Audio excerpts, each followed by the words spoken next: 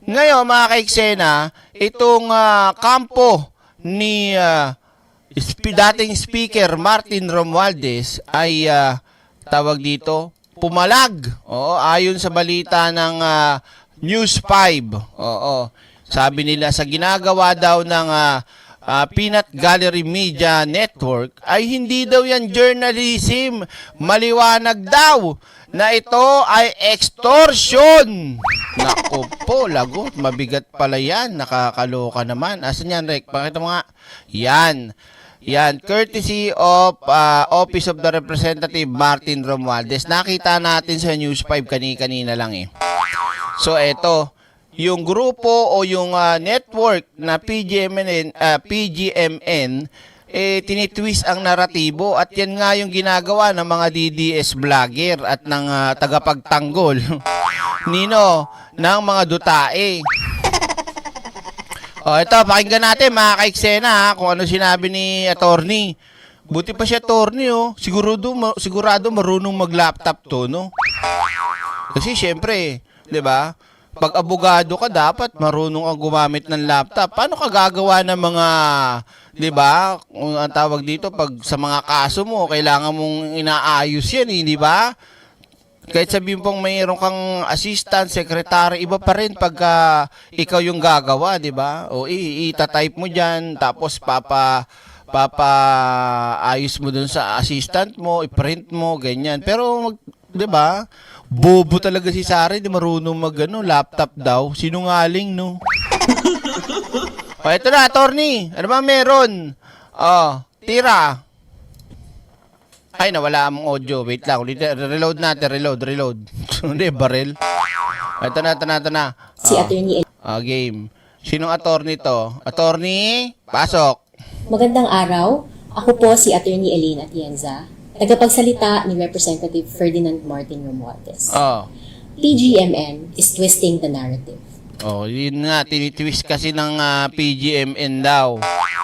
Hindi, saan naman kayo nakakita kasi mga kaiksena, no? Ano bang tawag doon? Parang ano lang yan eh, parang hinuli ka ng traffic enforcer eh. Sir, lisensya. Sir, wala naman akong kasi nakita ko naman talaga, hindi naman ako Hindi, lisensya! Kung gusto mo, ganito na lang. Ha? Pag hindi mo kasi ito, pagkahalimbawang kinuha ko to, nako, isang buwan ka mag-seminar, malayo yun. Mahal.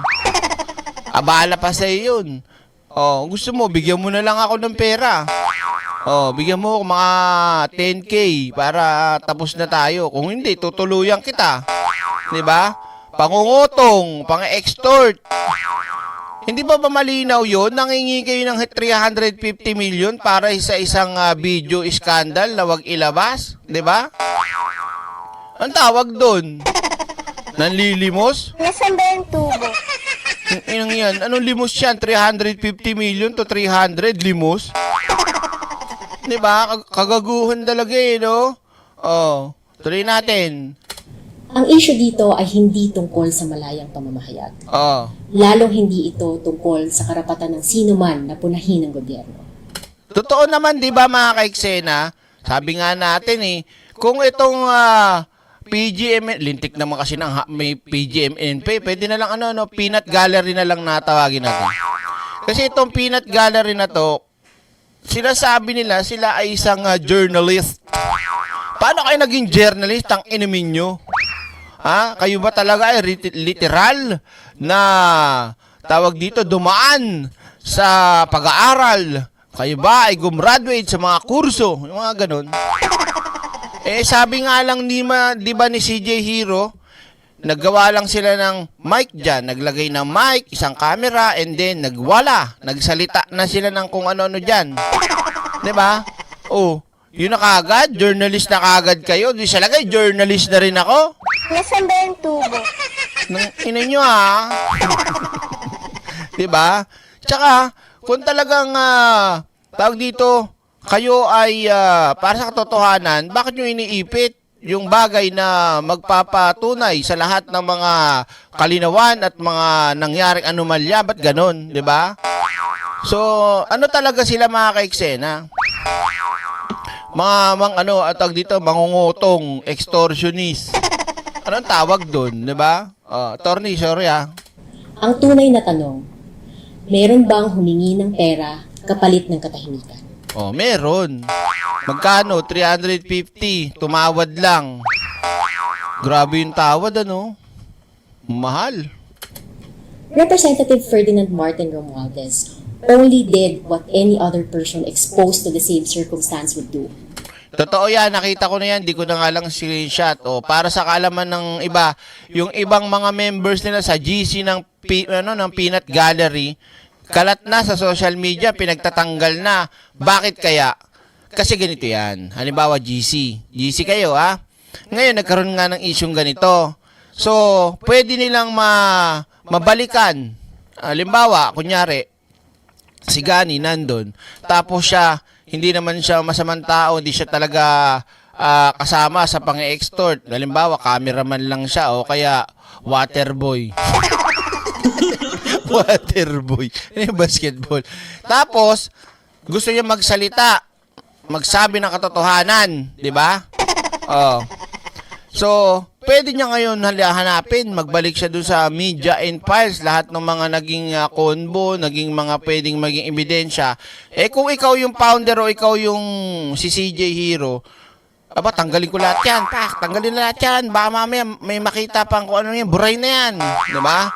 Ganun lang kasimple yung mga kaiksena. Kalat na sa social media, talagang pinagtatanggal lahat ng mga kasali sa grupo ng GC nila, di talaga naglilinis mga kaiksena.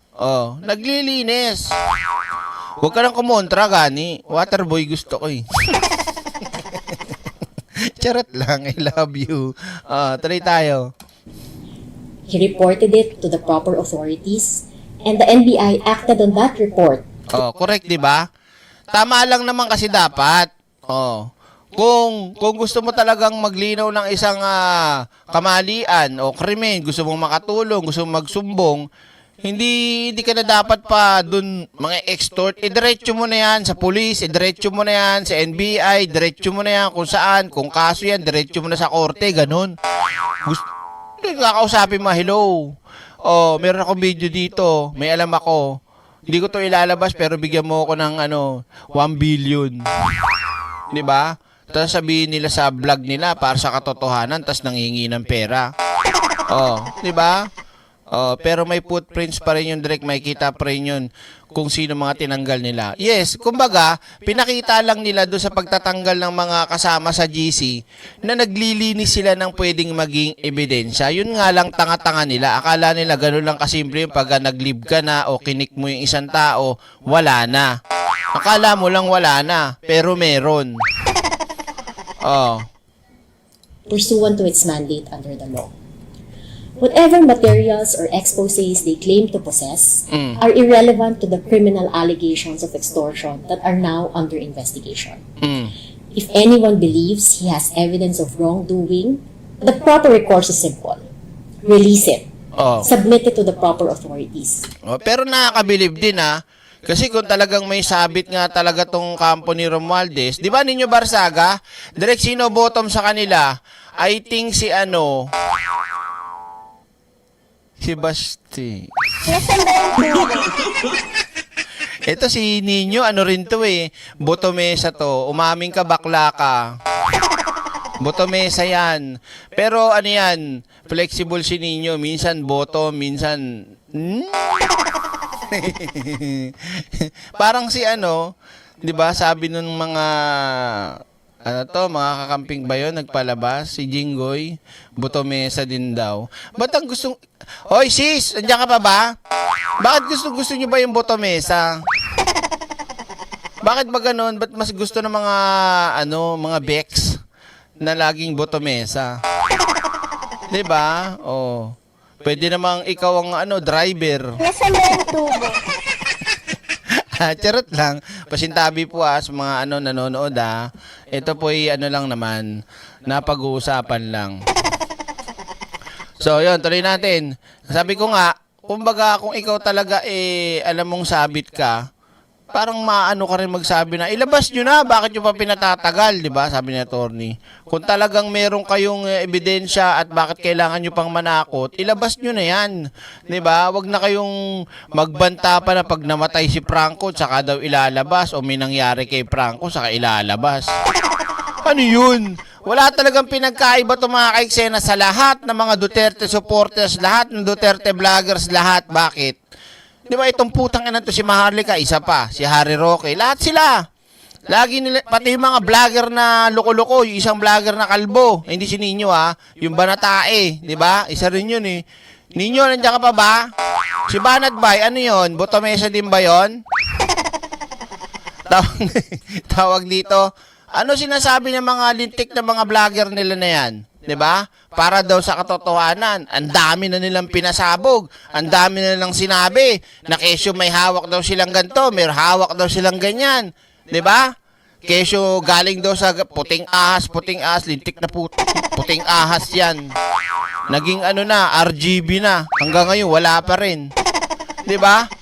Yan yung sinasabi natin mga kaiksena, na talagang mga propaganda lang talaga, at puro fake news yung ginagawa ng mga Duterte, mga lahat ng kaalyado nila at lahat ng posible pang mga umiidolo sa kanila, pare-pare sila ng ugali. Nasaan ba yung tubo? Oh, babalikan pa ba natin yung kay Kati Binag? Ayun, inamag na dun. Saan? Sa Pepe. Ay, sa box ng Pepero. Doon nilagay yung USB. Hanggang ngayon, wala pa rin. Oh, double blade si Bayot Bay. Oo nga, ano nga siya? Iboto mesa din ba siya? O ano? Oo, umiibabaw. Nasaan ba yung tubo? Ito na, tuloy natin attorney. And let the proper institutions act on it. Not use it as leverage in exchange for money. That is what PGMN did. They purportedly produced a video that was allegedly ready to run several weeks ago, and yet chose not to release it. That is not journalism. That is extortion. Ultimately, this case will be decided by facts, evidence, and the rule of law, not by competing narratives in social media. Such conduct undermines legitimate journalism. Wait lang, attorney wait lang. Tsaka ito pa, idagdag natin mga kaiksena. Isipin nyo mabuting ginagawa ng mga DDZ Isipin nyo mabuti tulad dito sa kasong to na pilit nilang itinitwist yung narrative, di ba, Edward Bajet? Wag na nating puntahan yung issue ng kung sino yung ine-extort. Wag na nating puntahan kung sino yung nang-extort. Doon tayo sa punto na ikaw ay nangingikil, nangungutong, nang-extort. Doon na lang. Wag nyo na tignan yung background kung sino yung mga involved na tao. Halimbawa, ilipat ko na lang kunyari dito kay Edward Bajet versus Erica Matsumoto. Yan. Silang dalawa yung magkalaban. 'Di ba? So kung ine-extort si Erica ni Edward Bajet para lang sa isang bagay na ayaw niyang lumabas kapalit ng pera, tama ba 'yon? May batas tayo diyan. Wala yang pinagkaiba sa jowa mo na binidyoan ka habang nagbebembangan kayo. Tapos, nung naghiwalay kayo, sinabi ng jowa mo, ilalabas ko to, ipapakalat ko sa buong mundo kapag hindi mo ko binigyan ng 5 milyon. Tama ba yon? Ngayon, kung vlogger ka ng DDZ at papalabasin mong mali, at papalabasin mong, tawag dito, freedom of speech, tangina mo. Nasaan ba yung tubo? Ngayon, isipin nyo mga kaiksena, bayad o hindi yung mga nagtatanggol at yung mga pilit na binabaliko, yung nandyan ang ebidensya, nandyan na mismo sa harapan, kalat na kalat, para baliktarin mo pa, itwist mo pa. Anong tawag sa kanila? Yan din ay katulad at kahalimbawa ng kaso ni Inday Sara. Andyan na lahat na meron para ma-impeach at matanggal si Sara Duterte. Pero anong ginagawa pa rin ng ibang mga hindot na mga vloggers nila? Politiko pa mismo. Yung iba nga, abogado pa eh. Diba? Alisin nga lang natin kung sino yung nasa likod. Kung sino yung involved. Doon tayo mag-focus sa krimeng ginawa. sa maling nilabag na batas, nilabag na sa konstitusyon, doon lang tayo tumingin. Mali nga eh. Tapos porket ang halimbawa na sasakdal si Sara, dahil idol mo, pagtatanggol mo mali nga. Tanga ba kayo? Malamang, tanga kayo. Nasaan ba yung tubo? Diba? Oh, direct sino ang nang tubo sa dalawa? Anong tubo? Walang tubo, espada. Nasaan ba yung tubo? Oh, tuloy tayo. And damages public trust in genuine media institutions. Oh, Simple lang po ito. Sa demokrasya, malayang pumuna. diba? Pero malinaw po sa ating batas, krimen ang pangingigil. Oh, malinaw tayo.